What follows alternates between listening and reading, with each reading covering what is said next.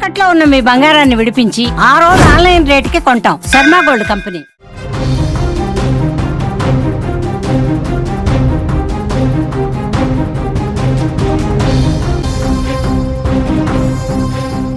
Ahmedabad airport సమీపంలో జరిగిన విమాన ప్రమాదంలో పరిస్థితులు చాలా భీతావహంగా మారిపోయాయి. ఒక్కసారిగా అక్కడ ఉన్న మనుషులంతా, ఒక గంట క్రితం అందరితో ప్రేమతో మాట్లాడుకున్న మనుషులంతా ఊహించని విధంగా శవాలుగా మారిపోయారు. ముఖ్యంగా బీజే మెడికల్ కాలేజ్కి సంబంధించిన హాస్టల్లో ఉన్న ట్రైనీ డాక్టర్లు భోజనం చేస్తున్నారు. భోజనం ప్లేట్లలో పెట్టుకొని తినే సమయంలో విమానం సరిగ్గా 1:38 అహ్మదాబాద్ ఎయిర్పోర్ట్ నుంచి ఎగిరింది. సరిగ్గా వాళ్ళు ప్లేట్లలో భోజనం పెట్టుకొని తినే సమయంలో విమానం వచ్చి హాస్టల్ని ఢీకొట్టింది. విమానం ఢీకొట్టే సమయంలో హాస్టల్లో 200 మంది విద్యార్థులు ఉన్నట్టుగా తెలుస్తోంది. ఇప్పటి వరకు 40 మంది తీవ్రంగా గాయపడ్డారు. మరో 5 చనిపోయినట్టుగా అధికారిక సమాచారం అందుతోంది. స్థానికులు చెబుతున్న వివరాల ప్రకారం దాదాపు 200 మంది విద్యార్థులు ఈ మంటల్లో కాలిపోయి ఉంటారని స్థానికులు చెబుతున్నారు. ఎందుకంటే విమానం ఒక అతిపెద్ద బాంబు మాదిరిగా పేలిందని స్థానికులు చెప్తున్నారు. విజువల్స్లో చూడొచ్చు మీరు హాస్టల్కి సంబంధించిన దృశ్యాలు. విమానం పేలిన సమయంలో అక్కడ మంటలు ఏ స్థాయిలో వచ్చాయో. ఇటు మరోవైపు బాక్స్లో చూడొచ్చు విమానం టైర్లు వెళ్ళి ఎలా హాస్టల్ని ఢీకొట్టాయో.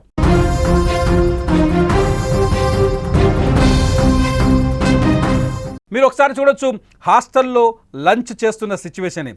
కొన్ని ఫోటోలు మనకు స్పష్టంగా కనిపిస్తోంది. మన వీడియోలో చూస్తున్నాం. హాస్టల్లో విద్యార్థులంతా ఇక్కడ డైనింగ్ హాల్లో లంచ్ చేస్తున్నారు. లంచ్ చేస్తున్న సమయంలో అక్కడ వచ్చి విమానం ఢీకొట్టింది. మీకు ఒక వీడియో మా ఆన్లైన్ ఎడిటర్ చూపిస్తాడు. ఒక వీడియో చూడండి. వీడియోలో విమానం ఎయిర్పోర్ట్ నుంచి ఎగిరిన తర్వాత A171 ఎయిర్పోర్ట్ నుంచి ఈ విమానమే ఇప్పుడు మీరు శాటిలైట్ దృశ్యాల ద్వారా ఈ వీడియోను చూస్తున్నారు. ఇది ఎయిర్పోర్ట్ అథారిటీ వాళ్ళు విడుదల చేసిన వీడియో. ఈ వీడియో చూస్తే మీకు స్పష్టంగా అర్థమవుతుంది. విమానం టేకాఫ్ అయిన తర్వాత దాదాపు 625 మీటర్ల ఎత్తుకు ఎగిరింది. ఎగిరిన సరిగ్గా 2 నిమిషాల్లోనే మేడే అనే voice pilot Sumit Sabharwal Sumit Sabharwal voice ఏటీసీకి వచ్చింది. ఏటీసీ అలర్ట్ అయ్యే లోపే విమానం చూస్తుండగానే 475 మీటర్లకు కిందికి పడిపోయింది. పక్కనే ఉన్న బీజే మెడికల్ కాలేజ్ హాస్టల్ని ఢీకొట్టింది. అసలు ఈ ప్రమాదానికి కారణాలు ఏంటి అని ఒకసారి అంచనా వేస్తే ఒపీనియన్స్ రకరకాలుగా వస్తున్నాయి. మొట్టమొదటి ఒపీనియన్, దీని వెనకాల ఉగ్ర కుట్ర ఉండొచ్చు అనే ఒక ఒపీనియన్ వస్తుంది. దీనిపైన ఇంకా అధికారికంగా ఎటువంటి ప్రకటన రాలేదు. ఈ ప్రకటన ఇంకా రావాల్సి ఉంది. రెండోది వచ్చేసి గతంలో అనుభవం ఉన్న పైలట్స్ చెప్తున్న వాళ్ళ మాటలు బట్టి చూస్తే పక్షులు ఢీకొట్టే అవకాశం కూడా ఎక్కువగా ఉంది అని చెప్తున్నారు. అతిపెద్ద విమానం కావచ్చు కాబట్టి దీనికి 2 ఇంజన్లు ఉంటాయి. ఈ 2 ఇంజన్లని పక్షులు ఢీకొట్టడం వల్ల ఈ ప్రమాదం జరిగి ఉండొచ్చు అని చెప్పేసి కొందరు ఎక్స్పర్ట్స్ చెప్తున్నారు. ఎందుకంటే అహ్మదాబాద్ ఎయిర్పోర్ట్కి పక్కనే ఒక నివాసిత ప్రాంతం ఉంది. ఇప్పుడు మనం చూస్తున్నట్టుగానే ఇది నివాసిత ప్రాంతం. ఈ నివాసిత ప్రాంతాల్లో ఇండ్లు ఉన్నాయి, హాస్టల్స్ ఉన్నాయి. ఈ ఏరియాలో పక్షులు అధికంగా ఉండే అవకాశం కూడా ఉంటుంది.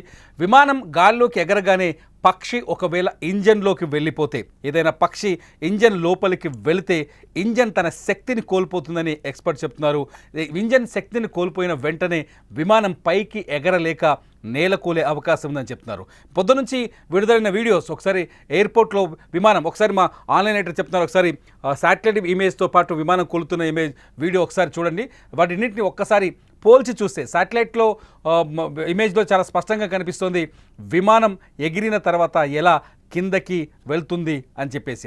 మనం విజువల్లో చూడొచ్చు. కొందరు వ్యక్తులు విమానం కింద నేల కొలుతున్న వీడియోని కొందరిని విడుదల చేస్తారు. ఒకసారి ఈ 2 బాక్స్ని మీరు ఈ 2 బాక్సుల్లో వీడియోని కంపేర్ చేసి చూస్తే ఒకవైపు విమానం పైకి ఎగిరిన తర్వాత నేరుగా కిందికి దిగిపోయి నేలను ఢీకొట్టింది. సేమ్ సీన్ మీరు శాటిలైట్ ఇమేజ్లో చూడొచ్చు. A171 ఇది 787 బోయింగ్ విమానం. ఇది భారతదేశంలోనే అతిపెద్ద విమానం. అది నేలని తాకుతున్న సీన్ మీరు స్పష్టంగా చూడొచ్చు.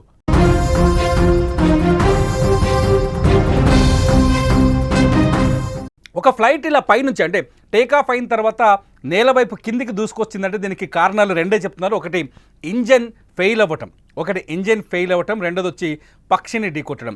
అంతర్జాతీయ పౌర విమానయాన సంస్థలు చెప్తున్న రిపోర్టు ప్రకారం ఇప్పటివరకు పక్షులు ఢీకొట్టిన విమానాలు దాదాపు 90% విమానాలు నేల కూలలేదు, కాకపోతే కొంత డ్యామేజ్కి గురయ్యాయని చెప్తున్నారు. కాకపోతే ఒకవేళ పక్షి గనక విమానం ఇంజన్లోకి వెళ్ళిపోయింది అనుకోండి, ఆకాశంలో విమానం ఎగిరిన తర్వాత పక్షి ఇంజన్లోకి వెళ్ళిపోతే ఖచ్చితంగా ఆ ఫ్లైట్ ఇంజన్ శక్తిని కోల్పోతుంది, ఆటోమేటిక్గా పైకి ఎగరాల్సిన ఫ్లైట్ కిందకు వస్తుంది, అది నేలను కూలుతుంది చెప్తారు. మొత్తానికి అహ్మదాబాద్ విమాన ప్రమాదం వెనుక ప్లేన్ క్రాష్ వెనుక 2 సందేహాలు ఉన్నాయి. ఒకటి ఉగ్ర కుట్ర ఉండొచ్చు అనేది మొదటి సందేహం ఉంటే, రెండోది వచ్చేసి పక్షి ఈ విమానాన్ని ఢీకొట్టి ఉంటుందని. చనిపోయిన వాళ్ళంతా వివిఐపీలు, ఫారినర్స్ ఉన్నారు. దాదాపు 59 మంది ఫారినర్స్ ఉన్నారు. అట్లాగే ఇండియన్స్ ఒక 53 మంది లండన్ వాళ్ళు ఉన్నారు, ఒక 7 పోర్చుగీస్ వాళ్ళు ఉన్నారు, ఒకరు కెనడియన్ ఉన్నారు. మొత్తం 169 మంది ఇండియన్స్ ఉన్నారు. ఈ 169 మందిలో గుజరాత్ మాజీ ముఖ్యమంత్రి రూపాని కూడా ఉన్నారు, విజయ్ రూపాని కూడా ఉన్నారు. అయితే ఈ విమాన ప్రమాదానికి ముందు ఫ్లైట్ని తరువుగా చెక్ చేసినట్టు ఎయిర్ ఇండియా చెబుతోంది. అన్ని రకాల చెక్కింగ్స్ తర్వాతే ఈ విమానం పైకి ఎగిరిందని చెప్తోంది. విమానయాన సంస్థ కూడా చాలా స్పష్టంగా, ఎయిర్ ఇండియా కూడా చాలా స్పష్టంగా చెప్తోంది. ఈ ఫ్లైట్ గడిచిన 11 ఏళ్ళుగా ఈ ఫ్లైట్ అందుబాటులోకి వచ్చింది, 11 ఏళ్ల నుంచి నడుస్తుంది కాబట్టి ఇది పాత ఫ్లైట్ ఏమీ కాదు, అంత ఈజీగా సాంకేతిక లోపాలు వచ్చే అవకాశం లేదని చెప్తుంది. ఈ ఫ్లైట్ ఎగరబట్టి 11 ఏళ్ళు అవుతుంది. ఇది బోయింగ్ 787 ఫ్లైట్. ఈ ఫ్లైట్ని 11 సంవత్సరాలుగా ఎయిర్ ఇండియా వినియోగిస్తుంది. ఈ ఫ్లైట్ ఎటువంటి సాంకేతిక లోపాలు ఉండే అవకాశం లేదని చెప్తుంది. 11 ఏళ్ల ఫ్లైట్ అంటే కొత్త ఫ్లైట్ అని చెప్తున్నారు వైమానిక నిపుణులు. రెండోది వచ్చేసి ఈ ఫ్లైట్ని రన్ చేస్తున్న 2 కెప్టెన్లు అంటే పైలట్లు చాలా అనుభవం కలిగిన వ్యక్తులు. కెప్టెన్ సుమిత్ సబర్వాల్ కూడా ఈ ప్రమాదంలో కన్ను మూసినట్టుగా తెలుస్తోంది. సుమిత్ సబర్వాల్ మృతదేహాన్ని గుర్తించాల్సి ఉంటుంది. సుమిత్ సబర్వాల్కి 8700 గంటల ఎయిర్ టైం ఉంది. ఆయన మొత్తం హిస్టరీలో 8700 ఎయిర్ టైం ఉంది. ఆయన అంటే చాలా సీనియర్ పైలట్. అట్లాగే ఇంకొక వ్యక్తి ఈ క్లివ్ కుందన్ కూడా మన ఇండియనే. క్లివ్ కుందన్కి 1100 గంటల ఎయిర్ ఎక్స్పీరియన్స్ ఉంది. ఇతను జూనియర్. వీరిద్దరు కలిసి ఈ ఫ్లైట్ని రన్ చేసే ప్రయత్నం చేశారు. ఒకసారి హాస్టల్లో సీన్ చూడొచ్చు. బయట నుంచి విమానం హాస్టల్ గోడని ఢీకొట్టిన సీన్ ఒకవైపు వస్తే, హాస్టల్ లోపల దృశ్యాల్ని ఒకవైపు చూడొచ్చు. అత్యంత ప్రమాదకరమైన సిచ్యువేషన్ ఏంటంటే ఫ్లైట్లో ఉన్న వాళ్ళంతా ఆల్మోస్ట్ ఆల్ క్రాష్ అయి ఉంటారని గుజరాత్ పోలీసులు అనధికారికంగా చెప్తున్నారు. ఫ్లైట్లో మొత్తం 244 మంది ఉన్నారు. ఈ 244 మంది ప్రాణాలు కోల్పోయి ఉంటారని చెప్తున్నారు. అయితే ఇక్కడ డాక్టర్లు కూడా, జూనియర్ డాక్టర్లు ఏదైతే హాస్టల్లో ఉన్నారో వాళ్ళు ప్లేట్లలో భోజనం పెట్టుకొని తింటున్న సమయంలో ఈ ప్రమాదం జరిగింది. చూడండి, మీకు ఆహార పదార్థాలు స్పష్టంగా కనిపిస్తాయి. ప్లేట్లలో అన్నం అలాగే ఉంది. ఫ్లైట్ ఢీకొట్టిన సమయంలో వీళ్ళలో 40 మంది డాక్టర్లు అతి తీవ్రంగా గాయపడ్డారు. ఎంతమంది బతుకుతారు, ఎంతమంది బతకరు అనే విషయాన్ని చెప్పలేని పరిస్థితి. 5 మరణించినట్టుగా ఇప్పటికైతే అధికారికంగా తెలుస్తుంది. ఇక్కడ గాయపడ్డ వారిని పక్కనే మెడికల్ కాలేజ్ ఉండడంతో అక్కడికి వెంటనే తరలిస్తున్నారు. బీజే మెడికల్ కాలేజ్, ఇది గవర్నమెంట్ నడిపిస్తుంది. ఈ మెడికల్ కాలేజ్లోకి పంపిస్తున్నారు. సిచ్యువేషన్ మాత్రం చాలా భీతావాహంగా ఉంది.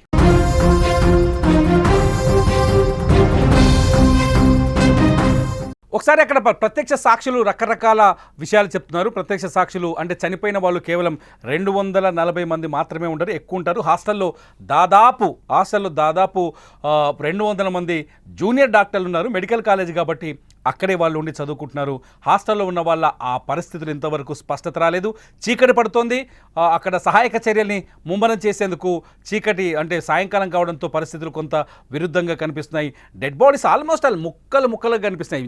యూట్యూబ్లో మేము రూల్స్కు విరుద్ధంగా చూపించలేము కాబట్టి చెప్పలేకపోతున్నాం. చాలా ఫుటేజ్ చాలా స్పష్టంగా కనిపిస్తుంది. డెడ్ బాడీస్ ముక్కలుగా కనిపిస్తున్నాయి. ఫ్లేమ్ ఒక్కసారిగా 63,000 లీటర్ల ఆయిల్ ఉంది. అంటే విమానంలో ఫ్యూయల్ 63,000 లీటర్లు ఉంది కాబట్టి అది భారీ బాంబు కింద వెళ్ళిపోవడంతో ఫ్లైట్లో ఉన్న వాళ్ళంతా ఆల్మోస్ట్ ఆల్ కాలి బూడిదైపోయినట్టుగా తెలుస్తుంది. ఆల్మోస్ట్ ఆల్ కాలిపోయారు. విజయ్ రూపాని డెడ్ బాడీని కూడా గుర్తించలేని పరిస్థితి ఉందని తెలుస్తుంది. ఇప్పటికే గుజరాత్ ముఖ్యమంత్రి సంఘటనా స్థలాన్ని చేరుకొని ఆసుపత్రిలో కోలుకుంటున్న వారిని పరామర్శించే ప్రయత్నం చేస్తున్నారు. అయితే అది బాంబులాగా ఒక్కసారిగా పేలడంతో, చూడండి విజువల్స్లో చూస్తే మీకు అర్థమవుతుంది, ఒక్కసారిగా బాంబులా పేలడంతో పక్కనే ఉన్న హాస్టల్ గుద్దింది కదా, హాస్టల్ ఢీకొట్టింది విమానం కాబట్టి హాస్టల్లో ఉన్న వాళ్ళు కూడా ఈ పేలుడు దాడికి తీవ్రంగా గాయపడి ఉంటారు. చాలామంది బూడిదైపోయి ఉంటారని ఒక అంచనా వస్తుంది. ఈ సిచ్యువేషన్ అయితే చాలా హృదయ విదారకంగా ఉంది. అక్కడ బంధువులు వచ్చి రోధిస్తున్నారు. అతిపెద్ద సందేహం ఏంటంటే ఈ విమాన ప్రమాదం వెనుక ఖచ్చితంగా కుట్ర ఏదైనా దాగి ఉండొచ్చు. తీవ్రవాద కుట్ర కావచ్చు, ఉగ్ర కుట్ర కావచ్చు, దాగి ఉందనే ఒక చర్చ జరుగుతుంది. ఖలిస్తాన్కి సంబంధించిన ఒక ఉద్యమకారుడు గతంలో విమాన ప్రమాదానికి సంబంధించిన హెచ్చరికలు జారీ చేశారు. ఆ వీడియో ఇప్పుడు వైరల్ అవుతుంది. ఒకసారి ఆ వీడియో ఆయన చూద్దాం. ఖలిస్తాన్ ఉగ్రవాది అనొచ్చు, ఈయన తీవ్రవాది అనొచ్చు. ఆయన ఏం మాట్లాడిండో. Do not fly Air India 19 ਨਵੰਬਰ ਤੋਂ ਗਲੋਬਲ ਬਲੌਕੇਡ ਤੇ 에ਅਰ ਇੰਡੀਆ ਦੁਨੀਆ ਦੇ ਵਿੱਚ ਚੱਲਣ ਨਹੀਂ ਦਿੱਤੀ ਜਾਏਗੀ। ਸਿੱਖ ਪੰਥ ਵਾਲਿਓ 19 ਨਵੰਬਰ ਤੋਂ ਬਾਅਦ 에ਅਰ ਇੰਡੀਆ 'ਚ ਸਫ਼ਰ ਨਹੀਂ ਕਰਨਾ, ਜਾਨ ਨੂੰ ਖਤਰਾ ਹੋ ਸਕਦਾ ਹੈ। ਔਰ ਸਾਡਾ ਇਹ ਸੁਨੇਹਾ ਹੈ ਭਾਰਤ ਨੂੰ, ਇੰਦਰਾ ਗਾਂਧੀ ਇੰਟਰਨੈਸ਼ਨਲ 에ਅਰਪੋਰਟ 19 ਨਵੰਬਰ ਨੂੰ ਬੰਦ ਰਹੇਗਾ। ਇਹ 19 ਨਵੰਬਰ ਉਹੀ ਹੈ ਜਿੱਦਣ ਵਰਲਡ ਟੈਰਰ ਕੱਪ ਦਾ ਫਾਈਨਲ ਵੀ ਹੈ। ਦੁਨੀਆ ਦੇ ਵਿੱਚ ਦੱਸ ਦਿੱਤਾ ਜਾਏਗਾ कि भारत ने हिंदुस्तान ने सिखा की नस्लकुशी की सी। ఇలాంటి వీడియోలు చూస్తే నిజంగానే సందేహం కలుగుతుంది ఈ విమాన ప్రమాదం వెనుక ఉగ్ర కుట్ర కానీ తీవ్రవాద కుట్ర ఏమైనా ఉందని. ఎందుకంటే ఈ విమానంలో ప్రయాణిస్తూ చనిపోయిన వ్యక్తి చిన్న వ్యక్తి కాదు, గుజరాత్ మాజీ ముఖ్యమంత్రి విజయ్ రూపానీ. అట్లాగే ఫారినర్స్ 53 మంది ఫారినర్స్ ఉన్నారు. భారత ప్రతిష్టని దెబ్బతీసేందుకు ఇటువంటి కుట్ర జరిగి ఉంటుంది. మీరు విజువల్స్లో చూడొచ్చు, ఒక కెనడియన్ ఫ్లైట్ ఎక్కే ముందు ఒక సెల్ఫీ వీడియో తీసుకున్నాడు. ఆ వీడియోలో తన సంతోషాన్ని స్నేహితులతో తోటి ప్రయాణికులతో పంచుకున్నాడు. ఒకసారి ఆ వీడియో చూస్తే నిజంగా కళ్ళకు నీళ్ళు వస్తుంది. సరిగ్గా కొద్ది నిమిషాల ముందు, ఫ్లైట్ ఎక్కే కొద్ది నిమిషాల ముందు ఈ వీడియో రికార్డ్ చేశాడు. తను హ్యాపీ మూమెంట్స్ని, ఈ కెనడియన్ ఇతను ఒక కెనడాకి సంబంధించిన ప్రయాణికుడు, వాళ్ళ ఫ్యామిలీ మెంబర్స్ కోసం ఈ వీడియో రికార్డ్ చేసి బయలుదేరుతున్నాం ఇండియా నుంచి అని చెప్పే ప్రయత్నం చేస్తున్నాడు. పక్కనే ఇంకొక కెనడియన్, ఇద్దరు ఒకే దేశానికి సంబంధించిన వాళ్ళు. మొత్తం ఈ ఫ్లైట్లో 7 వ్యక్తులు ఉన్నట్టుగా తెలుస్తుంది. ఇది కెనడియన్ రికార్డ్ చేసిన వీడియో. 7 వ్యక్తులు ఏమో పోర్చుగీస్ వాళ్ళు ఉన్నారు. మొత్తం అందరూ కలిసే ఈ ఫ్లైట్ ఎక్కినట్టుగా తెలుస్తుంది. 53 మంది బ్రిటిషర్స్ ఉన్నారు. మొత్తానికి ఈ విమాన ప్రమాదంలో దాదాపు 61 మంది విదేశీయులు కూడా ప్రాణాలు కోల్పోయారని తెలుస్తుంది. విమానం ముక్కలైంది. ఎక్కడికక్కడ ఆ ముక్కలు వచ్చేసి మెడికల్ కాలేజీ మీద పడిపోయాయి. అక్కడ చెట్ల మీద కుప్పలు కూలాయి. మెడికల్ కాలేజీకి సంబంధించిన హాస్టల్ మొత్తం కూలిపోయింది, ఎక్కడికక్కడ ధ్వంసం అయిపోయింది.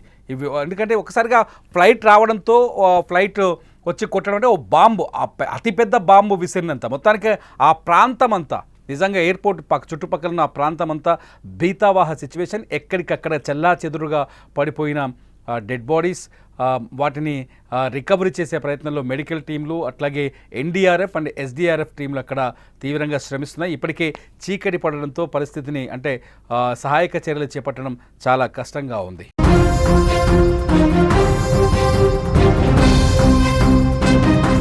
ఒకసారిగా హాస్టల్లో ఎవరైతే పిల్లలు డాక్టర్ చాలా కష్టపడి ఎంబీబీఎస్ పాస్ అయ్యి నీట్ ఎగ్జామ్ రాసి హాస్టల్కి వచ్చారు, అక్కడే ఉండి చదువుకుంటున్నారు. బీజే కాలేజీలో వీళ్ళు ఎంబీబీఎస్ చదువుతున్నారు. ఆ విద్యార్థులంతా ఊహించని విధంగా ఈ ప్రమాదానికి గురయ్యారు. విమానం రూపంలో మృత్యువు దూసుకొస్తుందని వాళ్ళు అంచనా వేయలేకపోయారు. అక్కడ సంబంధించి గుజరాత్ నుంచి సుమన్ టీవీకి నేరుగా ప్రత్యక్ష సమాచారం అందుతోంది. మా ప్రతినిధి హర్షిని మరి కాసేపట్లో ఈ స్పాట్కు చేరుకునే అవకాశం ఉంది. హర్షిని బయలుదేరింది. ఒక 30-40 నిమిషాల్లో హర్షిని అహ్మదాబాద్లో ప్రమాదం జరిగిన ప్రాంతానికి వెళ్ళే అవకాశం ఉంది. అక్కడ పరిస్థితిపై మీరు ప్రత్యక్ష వీడియోలు, ప్రత్యక్ష ప్రసారాల్ని సుమన్ టీవీలో చూడొచ్చు. Suman TV live and Suman TV digital లైవ్లో చూస్తూనే ఉండండి విమాన ప్రమాదానికి సంబంధించిన అప్డేట్ సమాచారాన్ని.